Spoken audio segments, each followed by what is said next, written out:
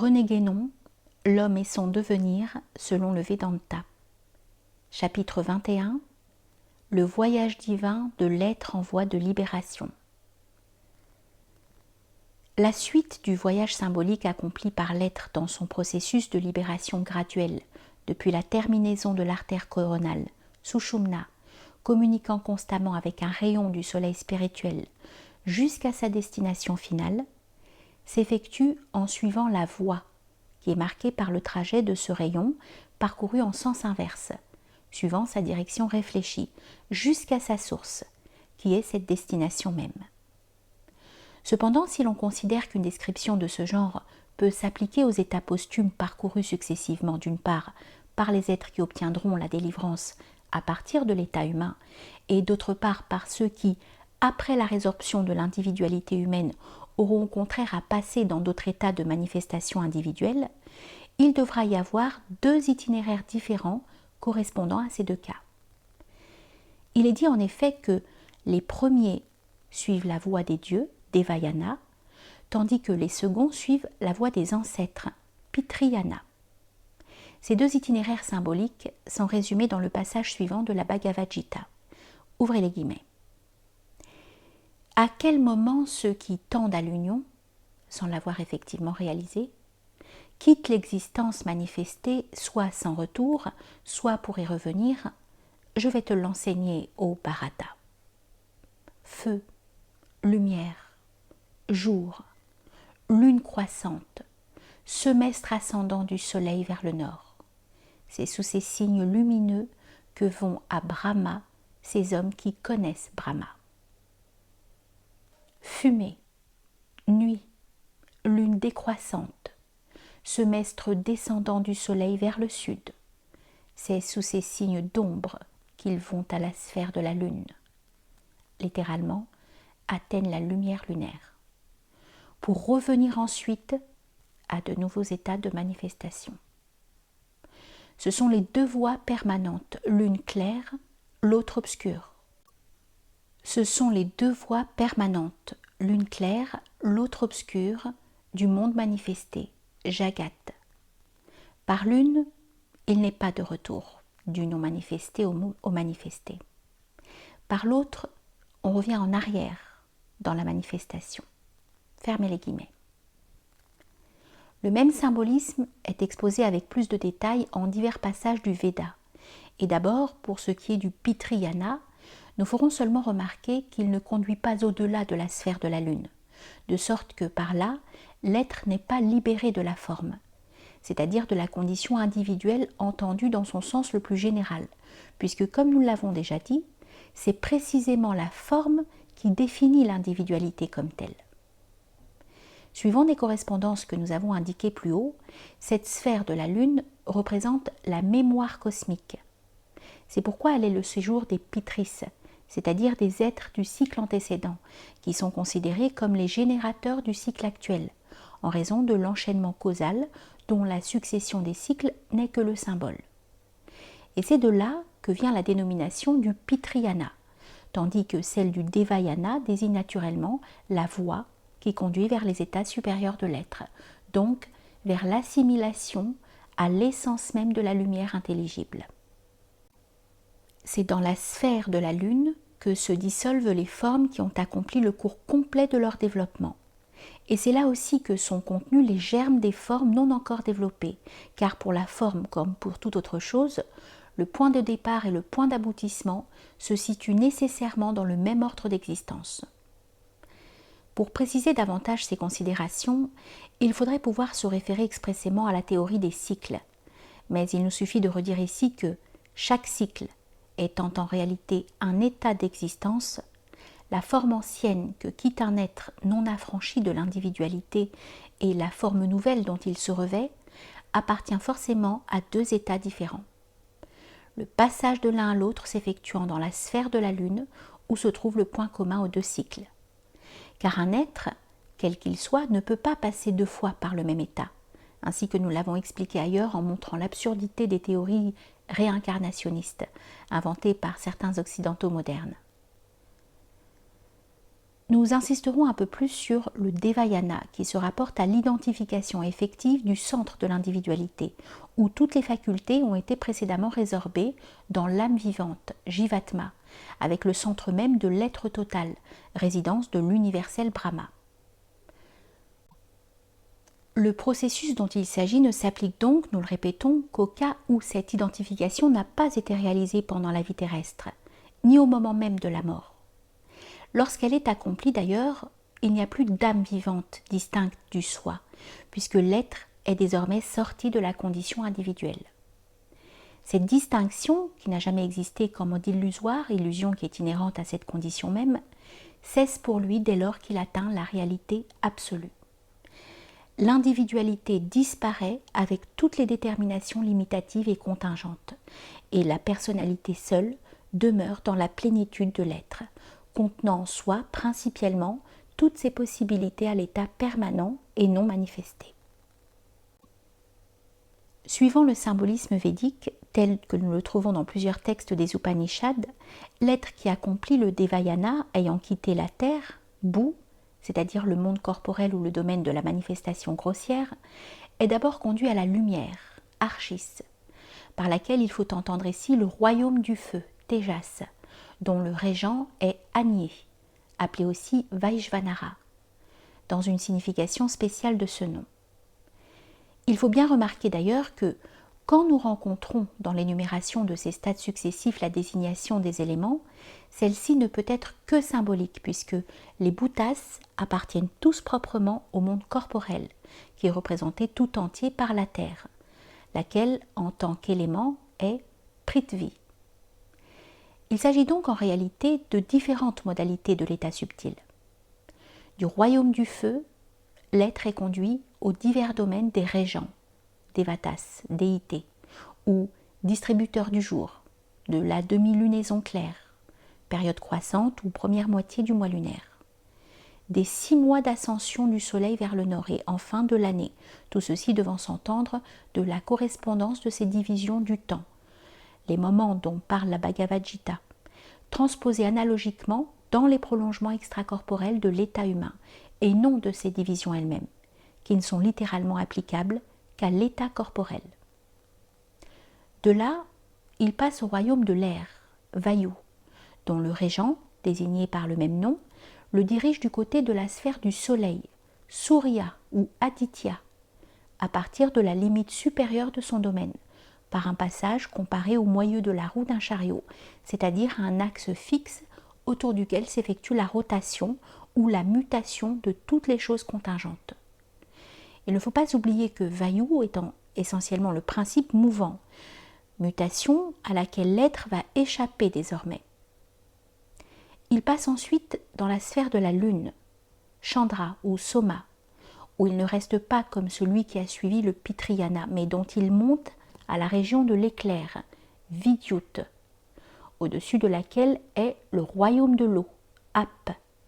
dont le régent est Varuna. Comme analogiquement, la foudre éclate au-dessous des nuages de pluie.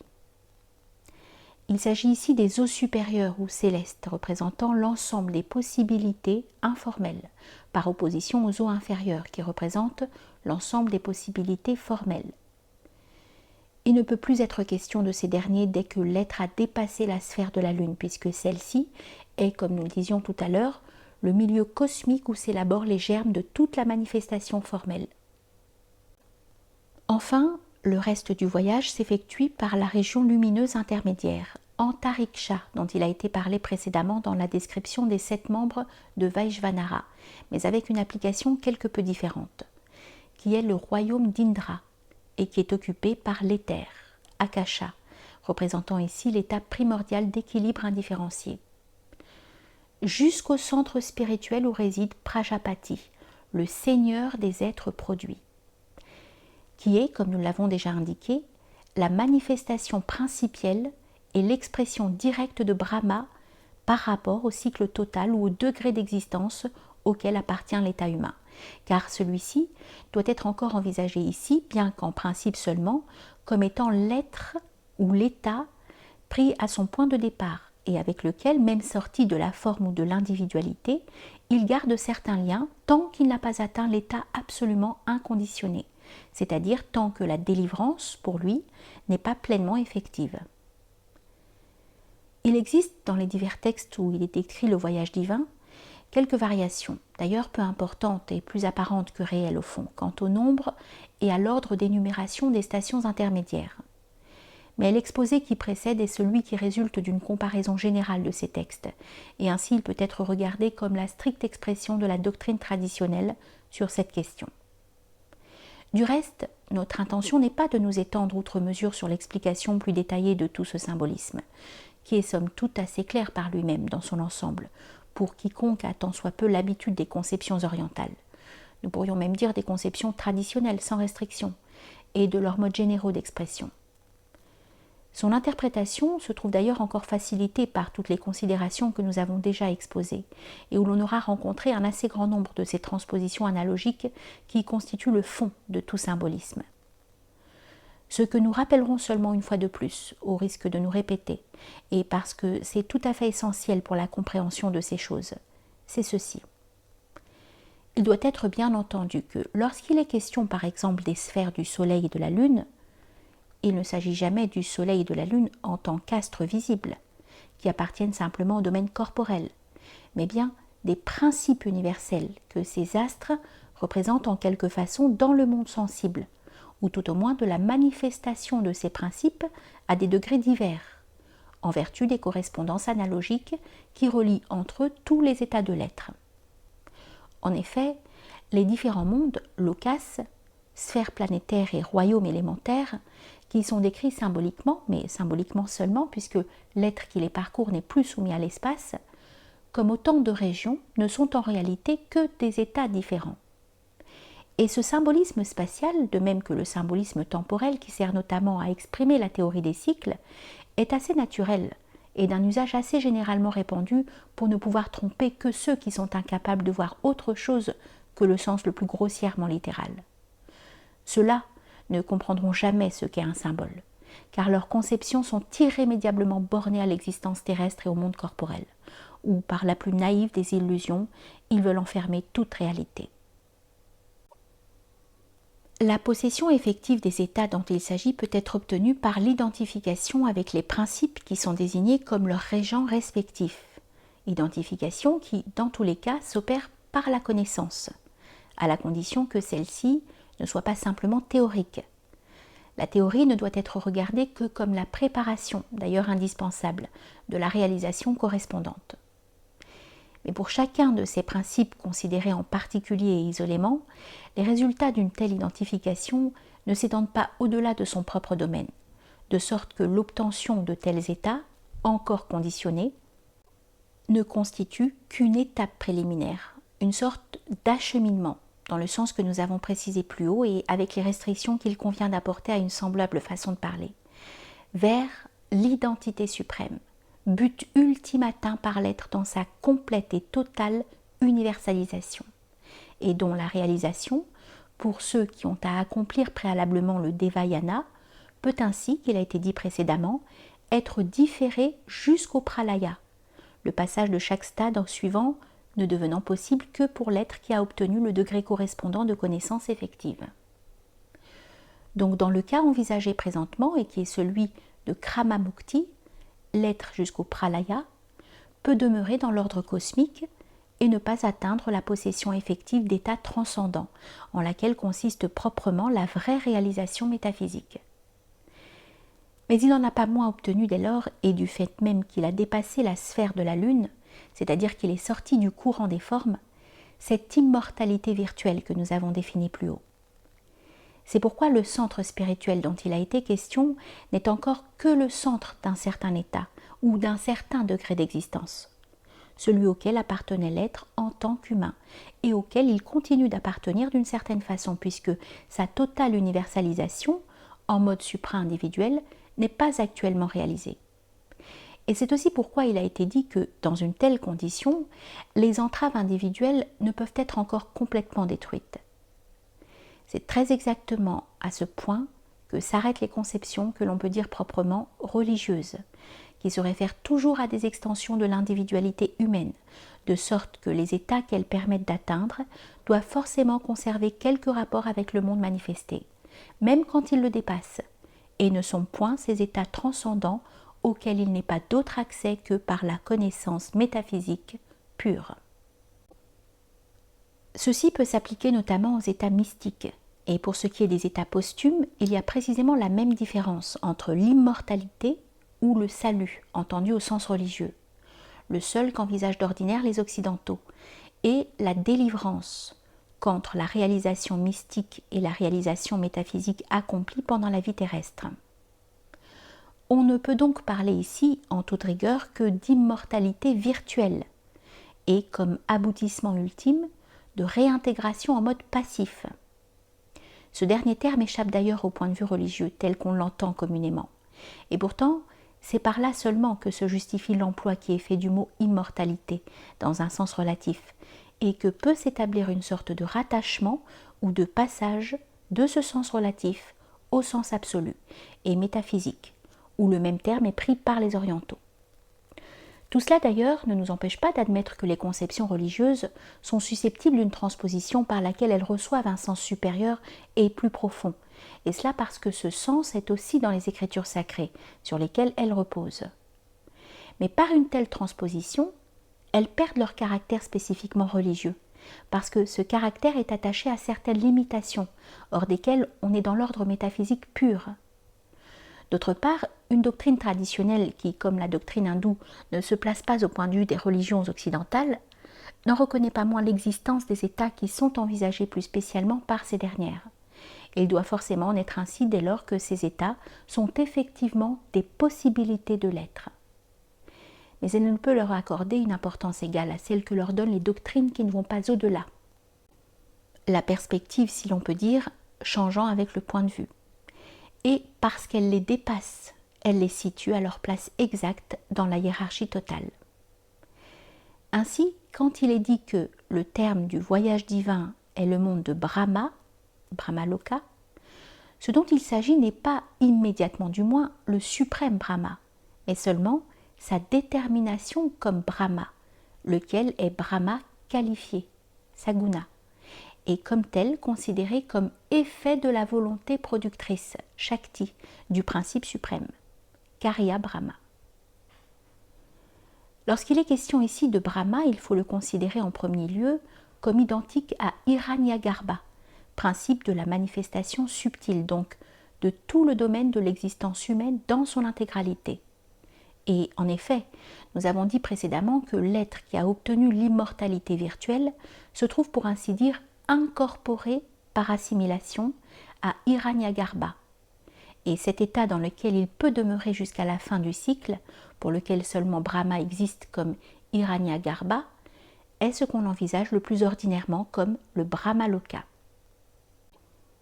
Cependant, de même que le centre de tout état d'un être a la possibilité de s'identifier avec le centre de l'être total, le centre cosmique où réside Hiranyagarbha s'identifie virtuellement avec le centre de tous les mondes. Nous voulons dire que pour l'être qui a affranchi un certain degré de connaissance, Hiranyagarbha apparaît comme identique à un aspect plus élevé du nom suprême, nom NON, qui est Ishvara, ou l'être universel, principe premier de toute manifestation. À ce degré, l'être, petit e, n'est plus dans l'état subtil, même en principe seulement. Il est dans le non manifesté. Mais il conserve pourtant certains rapports avec l'ordre de la manifestation universelle, puisque Ishvara est proprement le principe de celle-ci, bien qu'il ne soit plus rattaché par des liens spéciaux à l'état humain et au cycle particulier dont celui-ci fait partie. Ce degré correspond à la condition de prajna, et c'est l'être qui ne va pas plus loin, qui est dit n'être uni à Brahma, même lors du pralaya, que de la même façon que dans le sommeil profond. De là, le retour à un autre cycle de manifestation est encore possible, mais puisque l'être est affranchi de l'individualité, contrairement à ce qui a lieu pour celui qui a suivi le Pitriyana, ce cycle ne pourra être qu'un état informel et supra-individuel. Enfin, dans le cas où la délivrance doit être obtenue à partir de l'état humain, il y a plus encore que ce que nous venons de dire. Et alors le terme véritable n'est plus l'être universel, mais le suprême Brahma lui-même, c'est-à-dire Brahma non qualifié, Nirguna, dans sa totalité infinie, comprenant à la fois l'être, ou les possibilités de manifestation, et le non-être, ou les possibilités de non-manifestation, et principe de l'un et de l'autre, donc au-delà de tous deux, en même temps qu'il les contient également, suivant l'enseignement que nous avons déjà rapporté au sujet de l'état inconditionné d'Atma, qui est précisément ce dont il s'agit maintenant. C'est en ce sens que le séjour de Brahma ou d'Atma dans cet état inconditionné est même au-delà du soleil spirituel, qui est Atma dans sa troisième condition, identique à Ishvara, comme il est au-delà de toutes les sphères des états particuliers d'existence, individuels ou extra-individuels. Mais ce séjour ne peut être atteint directement par ceux qui n'ont médité sur Brahma qu'à travers un symbole, pratika. Chaque méditation, upasana, ayant seulement alors un résultat défini et limité. L'identité suprême est donc la finalité de l'être délivré, c'est-à-dire affranchi des conditions de l'existence individuelle humaine, ainsi que de toute autre condition particulière et limitative, upadis, qui sont regardées comme autant de liens. Lorsque l'homme, ou plutôt l'être qui était précédemment dans l'état humain, est ainsi délivré, le soi, Atma, est pleinement réalisé dans sa propre nature non divisée, et il est alors, suivant Odulomi, une conscience omniprésente, ayant pour attribut Chaitanya. C'est ce qu'enseigne aussi Jaimini, mais en spécifiant en outre que cette conscience manifeste les attributs divins, Aishvarya, comme des facultés transcendantes, par là même qu'elle est unie à l'essence suprême. C'est là le résultat de la libération complète, obtenue dans la plénitude de la connaissance divine. Quant à ceux dont la contemplation, dhyana, n'a été que partielle, quoique active, réalisation métaphysique demeurée incomplète, a été purement passive, comme l'est celle des mystiques occidentaux, ils jouissent de certains états supérieurs, mais sans pouvoir arriver dès lors à l'union parfaite, yoga, qui ne fait qu'un avec la délivrance.